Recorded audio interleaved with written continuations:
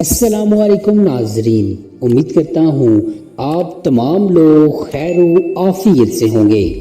ہمارا آج کا سوال، کیا ضبط تولید کے لیے احتیاطی اقدامات مثلاً گولیاں، انجیکشن، چھلے وغیرہ کا استعمال جائز ہے؟ معزز ناظرین، ضبط تولید یعنی برتھ کنٹرول کے مسئلے پر شریعت مطہرہ کے احکام درجہ ذیل ہیں۔ نمبر 1، حدیث مبارکہ کی روح سے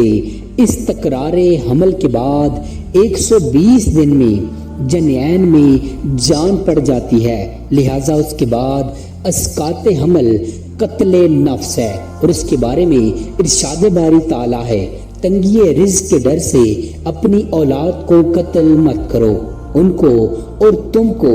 ہم ہی رزق دیتے ہیں، بلا شبہ ان کو قتل کرنا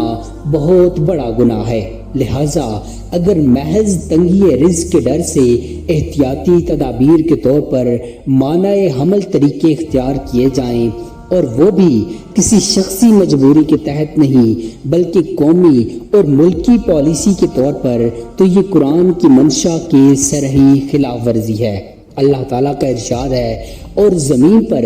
جو بھی چلنے والا جاندار ہے اس کا رزق اللہ تعالیٰ کے ذمہ کرم پر ہے۔ نمبر 2،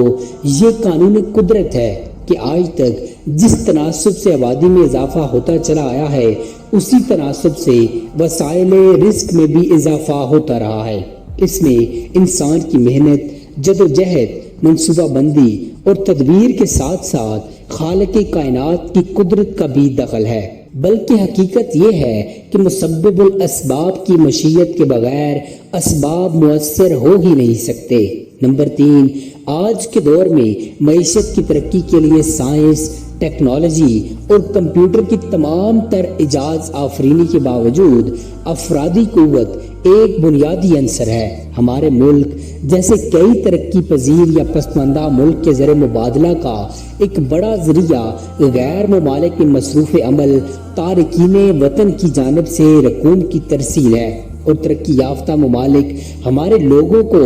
ورک ویزا یا امیگریشن ویزا ہماری محبت میں یا کسی جذبہ غریب پروری کے تحت نہیں دیتے، بلکہ اپنی قوم اور ملکی ضروریات کے تحت دیتے ہیں۔ نمبر 4، بہت سے ترقی یافتہ ممالک جہاں کے لوگ تعیش پسندی، خود غرضی اور آوارگی کی وجہ سے رشتہ ازدواج کے بندھن اور بچوں کی پیدائش اور پرورش کو ایک بوجھ سمجھتے ہیں، افرادی قوت کی قلت سے دوچار ہیں۔ نمبر 5، کوئی شادی شدہ جوڑا ذاتی وجوہ کی بنا پر مانع حمل طریقے استعمال کرے، مثلا گولیاں، انجیکشن، چھلا، کنڈم وغیرہ، تو اس کی جائز وجوہات درجہ ذیل ہیں۔ نمبر 1، بعض خواتین کے ہاں آپریشن سے بچے پیدا ہوتے ہیں، اور 2 یا 3 آپریشن کے بعد ڈاکٹر مشورہ دیتے ہیں کہ مزید آپریشن سے زائچہ کی جان کو خطرہ لاحق ہو سکتا ہے یا کوئی مہلک بیماری لاحق ہو سکتی ہے۔ نمبر 2، عورت کی صحت اتنی کمزور ہے کہ وہ حمل کا بار اٹھانے کے قابل نہ ہو،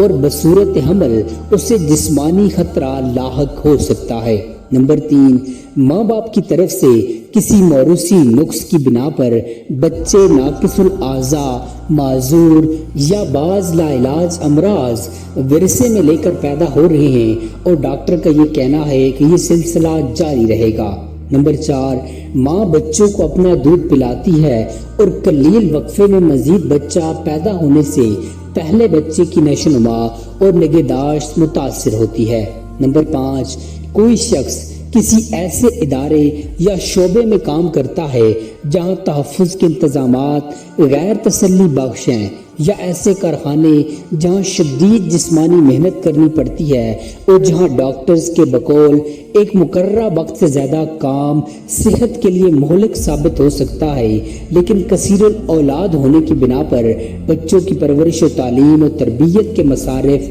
پورے کرنے کے لیے وقت مقرر سے زائد اوور ٹائم بھی کرنا پڑتا ہے، یا بعض لوگ اپنی ضرورت کی تکمیل کے لیے ناجائز ذرائع اختیار کرتے ہیں، تو ایسی تمام صورتوں میں شخصی وجوہ کی بنا پر مانع حمل تدابیر اختیار کرنے کی گنجائش ہے، بشرطے کہ ان کا استعمال عورت کے لیے مظہر صحت، یا مہلک ثابت نہ ہو۔ البتہ مرد یا عورت کا اپنے آپ کو مصنوعی عمل سے مستقل طور پر باہج کرا دینا ناجائز عمل ہے۔ امید کرتا ہوں آپ کو ہماری آج کی ویڈیو پسند آئی ہوگی۔ مزید ایسی انفارمیٹیو ویڈیوز دیکھنے کے لیے چینل کو سبسکرائب کر لیجئے۔ جزاک اللہ خیرہ۔